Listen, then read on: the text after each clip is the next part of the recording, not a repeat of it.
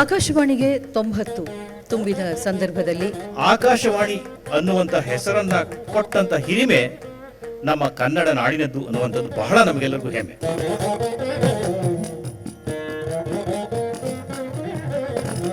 ಕರ್ನಾಟಕ ಶಾಸ್ತ್ರೀಯ ಸಂಗೀತಕ್ಕೆ ಬಹಳ ದೊಡ್ಡ ಒಂದು ಆಸರೆ ಈ Akashvani.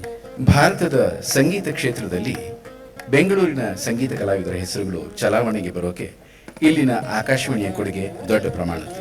When you are speaking on radio, it is the voice that connects your heart. ಸಾಹಿತ್ಯ ಮತ್ತು ಆಕಾಶವಾಣಿ ಅನ್ನೋದು ಅಭಿನ್ನವಾದ ಎರಡು ಅಂಗಗಳನ್ನೋದು ನಾನು ಇಲ್ಲಿ ಹೇಳೋದಕ್ಕೆ ಇಷ್ಟಪಡ್ತಾ ಇದ್ದೆ. ನನ್ನ ಆಡಿ ಬೆಳೆದ ಅಂಗಳ ಅಂತ ಕರಿಬೋದು ಆಕಾಶವಾಣಿನ.